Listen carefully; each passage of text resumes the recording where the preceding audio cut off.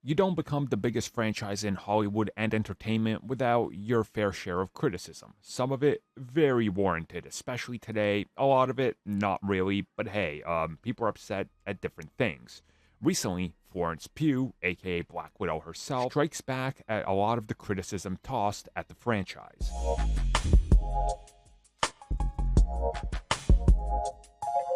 Look, I just want to make this clear. I don't agree with every choice Marvel Studios makes. You guys have seen my rant videos. You guys have seen me talk about it openly. I disagree with a lot of the ways that they approach certain things.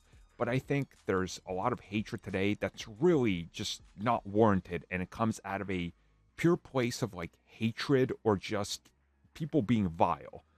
Like, if Miss Marvel isn't for you, fine. But going on racist tirades, that doesn't help anybody, and it really just sets us back as humans. Like, what is this? In the year 2022 when the series came out, like, just ignore it. Don't watch it if it's not for you. So again, I can agree with the criticisms, but some criticism, like just I don't like this because Muslim character, or I don't like this because women twerking or whatever.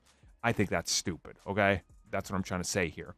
Recently, speaking with Total Film, Black Widow, Florence Pugh, was asked about the criticism and all that because she comes from a background of indie films and films that were literally made on like shoestring budgets, and she defends them. She says that there's beauty in these epic stories with a lot of budget and a lot of CG that is needed to tell these stories.